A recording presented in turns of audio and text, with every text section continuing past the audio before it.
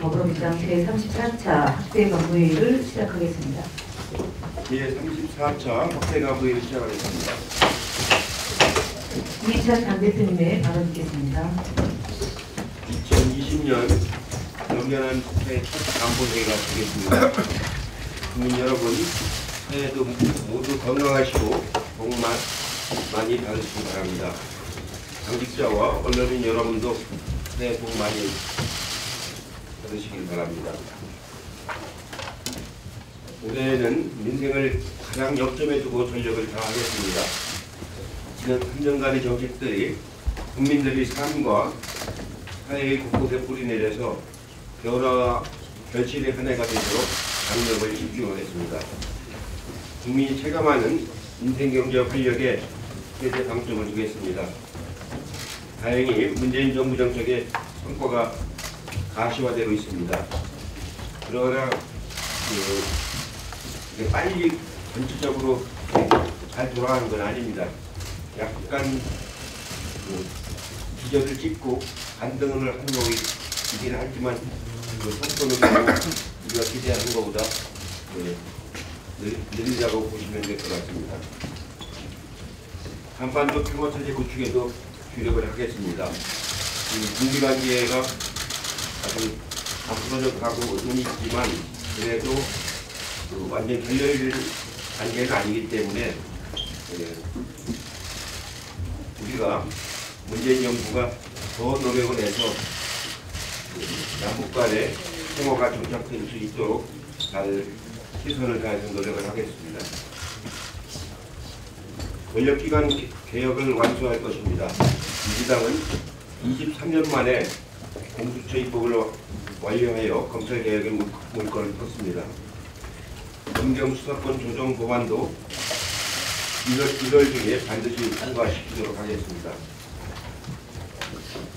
어제 검찰의 패스트트랙 관련 국회 방해 수사 결과 발표는 검찰개혁의 필요성을 보여주는 단적인 예라고 하겠습니다. 작년 4월 패스트트랙 시정 과정에서 폭력을 행사해서 국회법을 위반한 자유당 의원들을 해를 넘겨 무려 8개월 만에 기소를 했습니다. 증거가 차고 넘치는데도 제대로 소환 조사도 하지 않다가 비로소 늑장 기소를 했습니다. 저는 이 과정을 보면서 정말로 검찰이 개혁돼야 한다는 것을 다시 한번 느꼈습니다. 지난 4월만이 아니고 지난 11월에 예산안 통과할 때, 공수처법 통과할 때, 선거법 통과할 때 3번에 걸쳐서 또 무도한 짓을 많이 자행을 했습니다. 당시 상황을 우리가 다시 타이밍을 해서 당 차원에서 고발을 하도록 하겠습니다. 그런 행위는 이번을 기회로 해서 반드시 뿌리뽑아야 된다고 생각하고 있습니다. 국민의 국가 행정권이 효율적 사용에 부여된 기소 편의주의 재량권을 넘어 검찰이 자의적으로 기소권을 남용하는 행위라고 개탄하지 않을 수가 없습니다. 이제 공수처법이 통과되어 검찰의 무소불위 오만 방자를 견제할 기관이 생겼습니다. 앞으로 검경수사권 조정을 통한 형사소송법 개정안과 검찰청법 개정안도 반드시 통과를 시키도록 하겠습니다. 자유한국당은 이런 동물국회를 만들고도 피해 나갈 수 있다는 그런 기대를 아예 접으시기 바랍니다. 이상입니다. 네, 다음은 이인영 원내대표의 발언 듣겠습니다. 새해 들어 우리 경제 부분적이지만 통신호가 켜지고 있습니다. 지난해 11월까지 일자리가 평균 28만 1천 명이 늘어서 전년 대비 증가가 3배에 달하고 있습니다. 11월 산업 생산이 0.4% 증가했고 소매 판매와 설비 투자는 각각 3.0%와 1.1% 늘었습니다. 경제 심리 지수도 지난 10월 이후에 3개월 연속 상승하고 있습니다. 지난해 경제 성장률도 2%를 사수할 것으로 조심스럽게 전망되고 있습니다. 우리 경제가 긴 불황의 터널을 벗어나서 다시 회복의 기회를 맞이하고 있는 것으로 보입니다. 주마 가편의 각오로 디지털 경제 또 젊은 경제가 융성하는 2020년을 향해 달려가겠습니다. 아시다시피 세계 경제는 모빌리티, 핀테크 그리고 인공지능이 세계 경제의 중심축으로 급부상하고 있습니다. 우리 경제도 마땅히 디지털 경제로 신속하고 과감하게 전면 이행할 수 있어야 합니다. 누가 세계 경제의 강자가 될 것인지 다음에 패자가 될 것인지는 디지털 경제로 재편하는 속도에 달려 있습니다. 2020년 민주당은 우리나라의 20대의 가능성에 주목합니다. 디지털 경제 시대에는 우리의 20대가 가진 디지털 DNA가 우리 경제의 핵심 경쟁력으로 될 것이기 때문입니다. 우리의 20대는 초고속 인터넷망의 시대에 태어나서 유년기 때부터 스마트폰으로 세상을 배우고 2G, 3G 그리고 LTE 시대를 거쳐서 성장한 5G 시대에 더 익숙한 디지털 세대입니다. 우리나라의 밀레니얼 세대들은 인류 문명사에서도 가히 당군일의 가장 전위적인 세대라고 해도 과언이 아닐 것입니다. 새해에는 이런 20대 청년들이 우리 경제의 주역으로 마음껏 활약할 수 있는 창의의 시대를 열어보겠습니다. 이들에게서 애플을 창업한 스티브 잡스도 나오고 페이스북을 창업한 저커버그도 나오고 그 이상도 나올 수 있어야 합니다. 구글의 레리 페이지도 또 아마존의 제프 베조스도 모두 20대 창업의 꿈을 실현한 사람들입니다. 민주당은 2020년을 20대가 디지털 경제를 향해 대도약할 수 있는 젊은 경제, 청년 경제 시대의 원년으로 만들어 보겠습니다. 20대 디지털 DNA가 새로운 경제 창업 에너지로 터져나올 수 있도록 또 디지털 시대를 선도할 수 있도록 청년 벤처 경제 융성 시대를 제도와 정책, 예산으로 뒷받침하고 응원하겠습니다. 청년 경제, 젊은 경제 시대에는 새로운 경제 문법이 당연히 필요합니다. 요소 투입형 경제 시대에 만들었던 규제의 틀도 혁신적으로 재검토하고 재정비해야 합니다.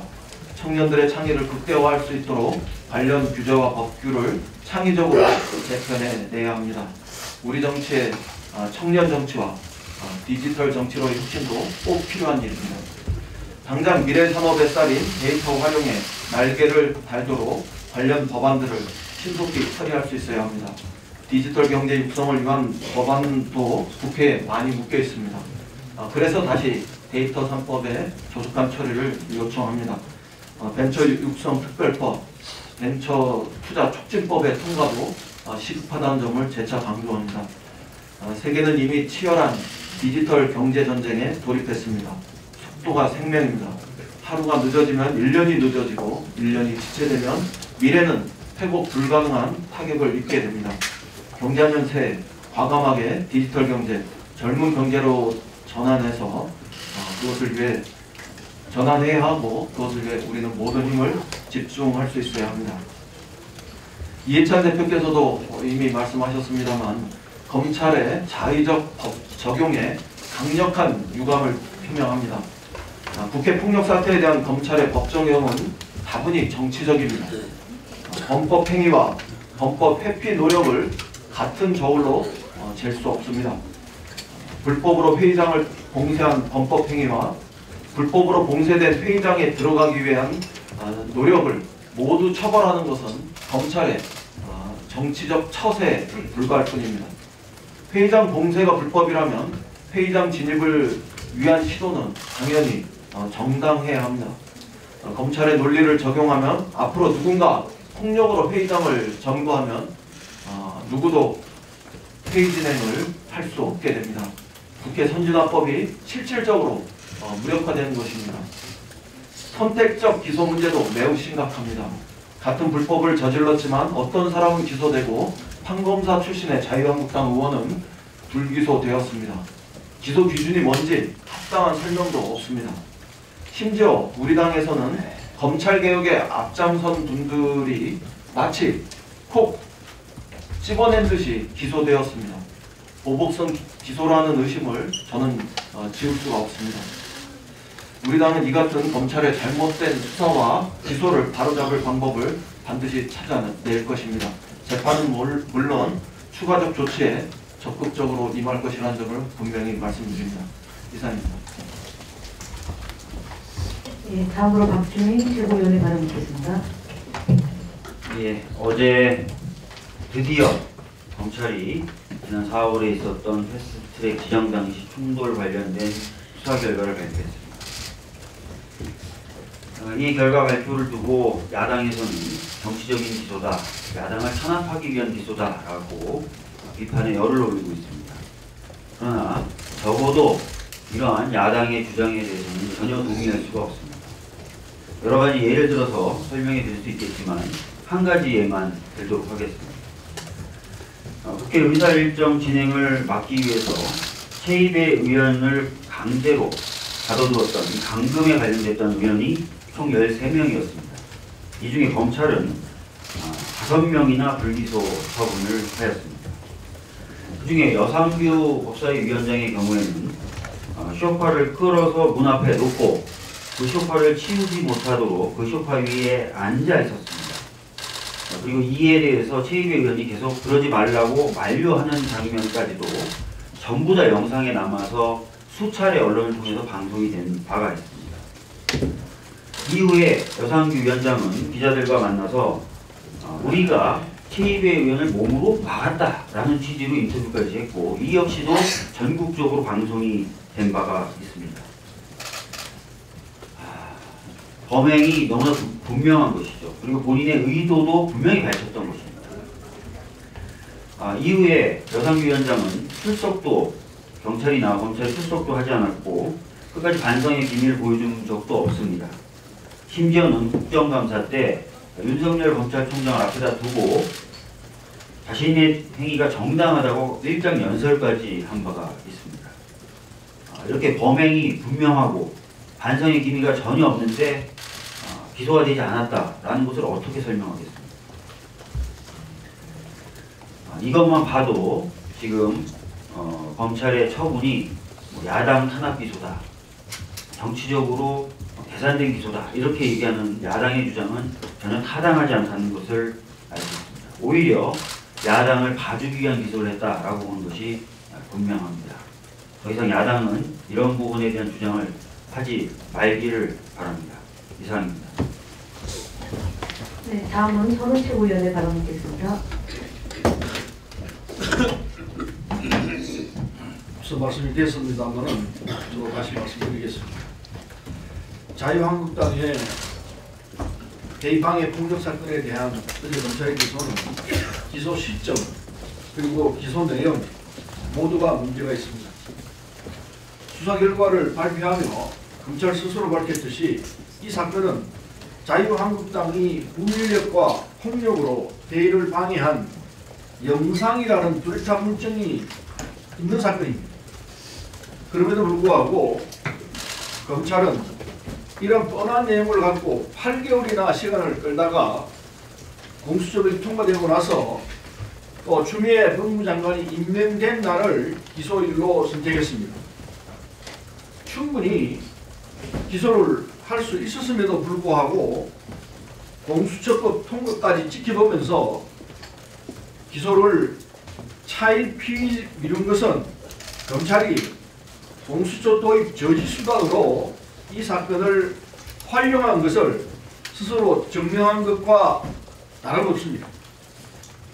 추미애 장관의 검찰 불공정 수사에 대한 수사 지휘 가능성이 있는 가운데 장관으로 임명된 날을 기소 시점으로 택한 것도 결코 우연이 아닐 것입니다. 여야가 기계적 균형을 맞추려 짜맞추기 기소를 한 것은 더 큰 문제로 검찰의 자의적 행사이자 남용입니다. 검찰권의 자의적 행사이자 남용입니다. 최입의 의원을 감금하는데 적극 가담한 조금 전에 박주민 최고가 말씀했습니다만은 여상규 자유한국당 의원 등은 기소하지 않으면서 국회의원으로서 회의 진행이란 정당한 직무 수행을 하려 한 민주당 의원들을 공동 폭행으로 의율해서 기소한 것이 대표적인 것입니다. 특히 기소된 민주당 의원 대부분이 사법개혁 특위와 우리 제가 위원장 안에 있는 검찰공정수사 촉구특위원 소속으로 검찰개혁에 매진했던 의원들이었다는 점에서 보복성 기소 아니냐는 의구심도 지울 수 없습니다. 의원을 감금하고 회의장을 봉쇄해 회의를 방해한 자유한국당 의원 다수는 기소하지 않고 정당한 직무 수행을 하려한 민주당 의원, 보좌진, 당직자들을 기소한 것은 공정한 검찰권 행사를 할 수 없습니다.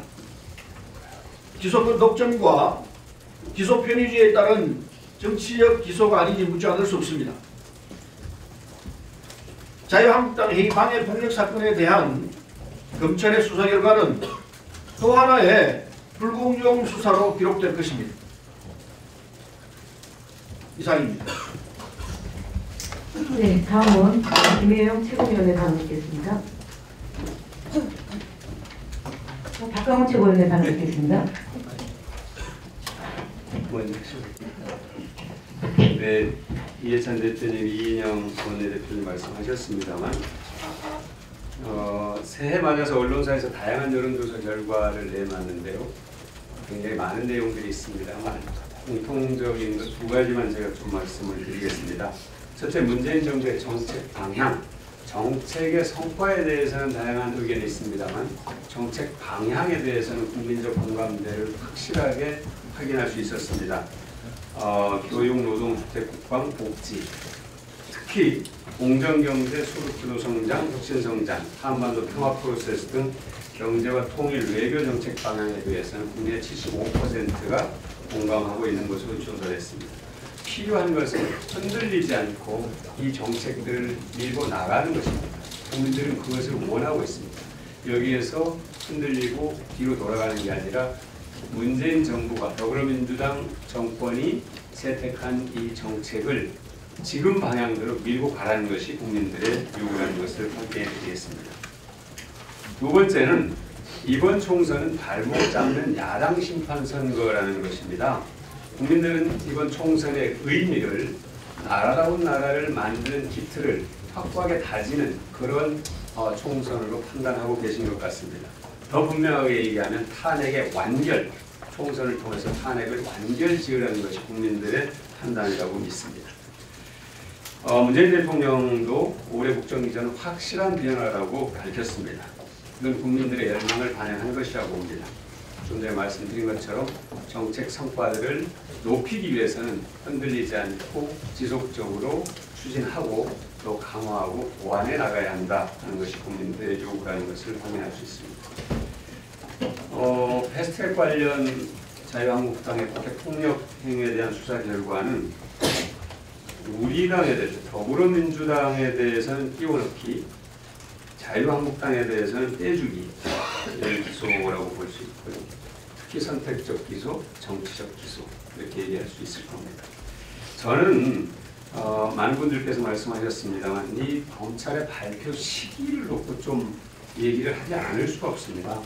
그동안 조국 전 장관의 수사 과정에서 검찰은 대통령의 인사권을 무력화하고 국회 인사청문회권을 사실상 무력화하는 시도를 여러 차례 했고, 사실 그것은 언론들과 거의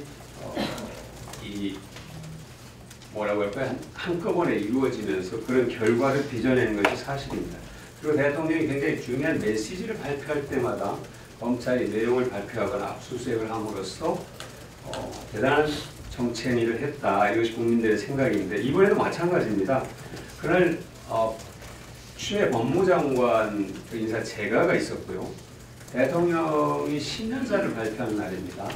모든 정보 관계자들과 함께 신년사를 발표한 날인데 이 패스트트랙 자유한국당 국회 폭력행위 수사 결과를 발표했습니다. 굉장히 이것도 어떻게 보면은 정치행위인데 바람직하지 않다. 이제 저는 검찰이 시기 선택에 있어서 그런 의도를 갖고 있다는 의심을 갖는 행위를 더 이상 해서는 안 된다 이렇게 생각을 합니다. 자유한국당이 오늘 또 장애 집회를 한다고 합니다. 또야 이게 국민들의 반응인데요. 이미 양치소년이 된 것 같습니다. 목숨을 건다거나 또 쇄신한다거나 통합한다거나 하는 말을 고지고대로 믿는 국민들은 안 계신 것 같습니다. 당에서 반발이 일어날 때마다 이를 교묘하게 활용하는 것이 아닌가 하는 의심을 국민들이 하고 있다는 점을 말씀을 드리겠습니다. 짧게 한마디만 더 말씀드리면 정세균 국무총리 후보자 인사청문회 여당 간사로서 증인 채택 협상이 원만하게 이루어지지 못한 데 대해서 유감을 표명합니다. 그런데 이 증인 협상이 제대로 이루어지지 않은 것이 모두 더불어민주당의 책임인 것이냐 이렇게 하는 것은 또 옳지 않습니다. 협상이라는 것은 서로가 내놓을 건 내놓고 또 가질 건 가지고 하는 것이지 자기들의 의견이 전부 받아들여지지 않았다고 해서 여당이 증인 협상을 거부했다, 증인 수용을 거부했다 이렇게 얘기하는 것은 지나치게 과도한 주장이라는 점을 말씀드리고요. 오늘 오전 중이라도 증인 합의는 가능합니다. 최선을 다하겠습니다. 네, 다음은 김혜영 최고위원의 발언이겠습니다. 어제 패스트트랙 법안 접수 당시의 국회법 위반 행위 등에 대한 검찰의 기소가 있었습니다. 다시는 이러한 국회법 위반 행위가 반복되지 않도록 공정하고 엄정한 법 집행이 이루어져야 할 것입니다. 아울러 선거법 표결 당시의 본회의장 내에서의 폭력 등과 관련해서도 신속하고 엄정한 수사를 촉구합니다. 국민의 대표라고 하는 국회의원의 폭력적인 모습을 다시는 우리 아이들이 보게 해서는 안 될 것입니다. 공수처법이 통과되었습니다. 고위공직자범죄수사처 설치로 검찰의 권한이 분산되고 고위공직자에 대한 엄정한 법 집행이 이루어질 것으로 기대합니다. 검찰의 권한 분산과 고위공직자에 대한 엄정한 법 집행을 통해 국민의 기본권을 더욱 보호하고 고위공직자에 대한 국민 일반의 신뢰 향상에 기여할 수 있기를 희망합니다.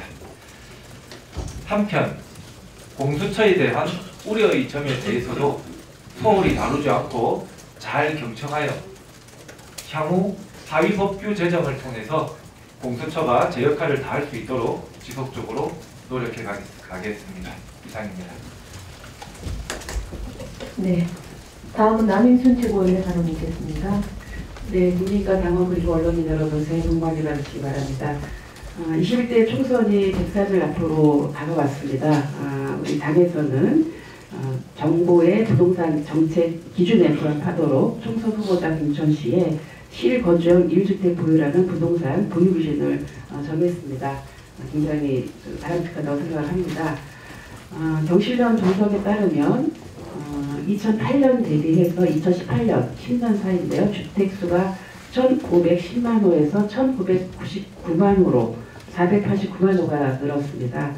그런데 이 기간 주택 소유자는 1,058만 명에서 1,299만 명으로 241만 명방 증가한 데 그쳤습니다. 같은 기간에 다주택자가 보유한 주택은 452만 호에서 700만 호로 248만 호, 약 54.9%가 늘었습니다. 10년간 새로 생긴 주택의 반 이상을 다주택자가 사들인 것입니다. 주택 공급을 늘린다 해도 다주택자가 계속해서 주택 보유를 늘린다면 주택 소유 편중이 심화되고 집값 상승 등으로 서민들의 내집 마련의 꿈은 멀어지게 될 것입니다. 무엇보다도 집을 재산 증식 수단인 소유의 개념에서 벗어나서 거주의 개념으로 전환시켜 나가야 하며 또 정부와 우리 당이 앞장서서 솔선수범해 나갈 것입니다. 국민 주거 안정과 주거 수준 향상, 서민 주거복지 강화 등 주거권 보장 정책을 보다 더 적극적으로 펼쳐 나가겠습니다. 국민 여러분 지켜봐 주시고 함께해 주십시오. 이상입니다. 네, 다음은 이수진 최고위원의 발언이겠습니다. 네, 희망찬 2020년 경자는 새해가 밝았습니다. 새해에는 그 어떤 일을 하더라도 중심에 사람이 있었으면 좋겠습니다. 현실이 무겁고 고단해도 그 중심에는 사람이 있기를 소망합니다.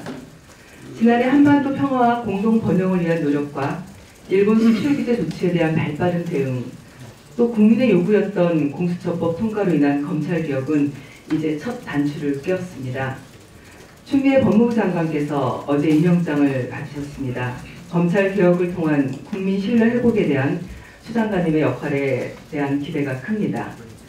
검찰병을 정확하게 진단하고 개혁 수술을 완벽하게 집도하는 수다르크의 모습을 국민들은 기대할 것 같습니다. 한 가지 더 말씀드리겠습니다. 아직 우리 주변의 많은 노동자와 사회적 약자들은 여전히 갑질과 공정하지 못하고 정의롭지 못한 엄혹한 환경 속에서 새해를 맞이하고 있습니다. 그들에게 노동은 곧 삶입니다. 인간은 노동을 해야 제 삶을 보전할 수 있고 노동자들은 안전하게 일할 권리가 있습니다. 풀기 어려운 갈등도 있지만 그들의 절박한 목소리에 귀를 기울이고 손을 잡아주는 것도 공정한 사회, 혁신과 평화가 공존하는 경제 활력을 되살리는 대한민국을 만드는 시작점이라고 생각합니다. 저는 공정과 민생 경제에 활력을 불어넣기 위해 전국의 노동 현장을 방문하며 그분들의 이야기를 듣고 우리 당의 목소리를 전달하려고 합니다.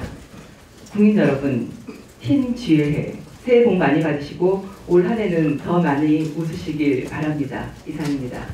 네, 다음으로 이영석 최고위원의 발언 있겠습니다. 예, 2020년 새해가 밝았습니다. 국민 여러분의 행복과 평안을 기원합니다.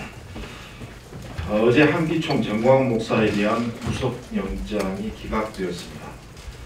전 목사는 지난해 청와대 앞에서 불법 폭력 집회를 주도하고 대통령을 체포해야 된다, 또 하나님 까불면 나한테 죽어라는 말도 안 되는 언사 등으로 내란 선동 및 신성 모독의 행위가 도를 넘어서고 있다는 지탄을 받고 있는 인물입니다. 이번 사법부의 판단은 종교 집회를 가장해서 불법 폭력적인 정치 집회를 주도해온 극우 선동 세력들의 행위에 면죄부를 주는 듯한 일반적인 국민의 법 감정과는 괴리가 있는 납득하기 어려운 결정이라고 판단됩니다.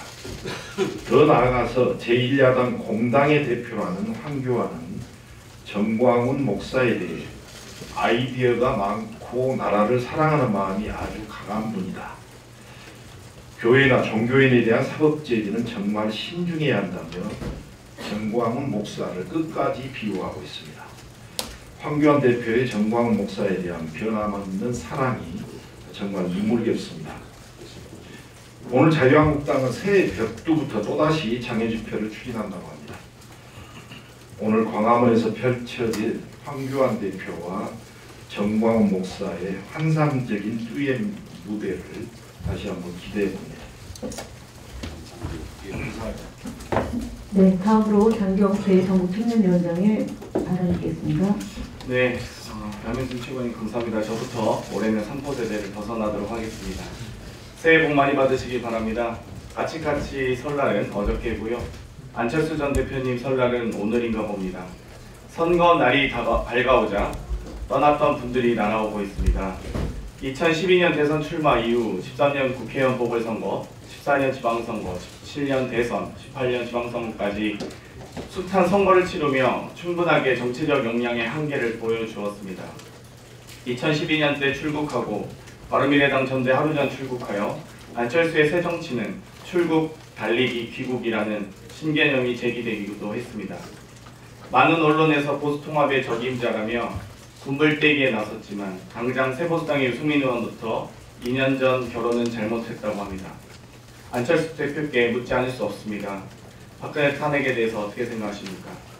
아무리 읽어도 알 수 없었던 안철수의 생각처럼 그 생각이 궁금합니다.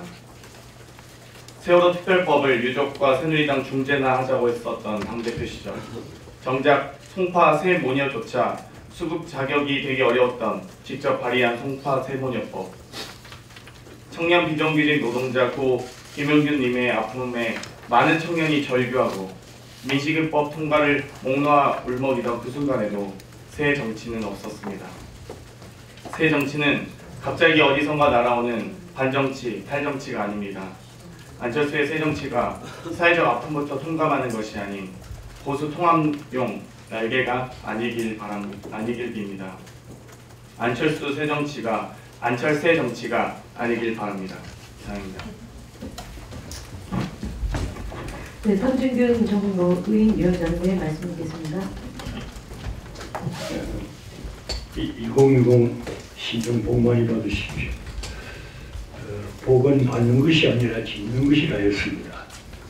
천천만 백의 계층, 수천 수만의 직업을 갖고 있는데 이분들이 복 짓는 것은 자기 일도 하면서 언제나 남에게 행복과 기쁨을 준다고 하는 그런 마음가짐을 갖는 사람이 복을 짓는다고 했습니다. 우리 당원들이 금년에 복 짓는 것은 총선에 승리하기 위해서 열심히 노력하는 것이 제일 복 짓는 길이라고 생각이 됩니다. 지난 우리 노인위원회에서 연말에 모여가지고 우리 총선에 어느 총선보다도 가장 중요하니까 노인들하고 역할 분명히 해보자고 이렇게 했습니다. 아마 이것은 우리 노인들이 마지막 복 짓는 기능이 되는 것 같습니다. 700만 내지 800만은 절대 유권자를 무관하시겠는데 우리 노인들이 역할을 하자는데 각별히 관심 가져주시기 바랍니다.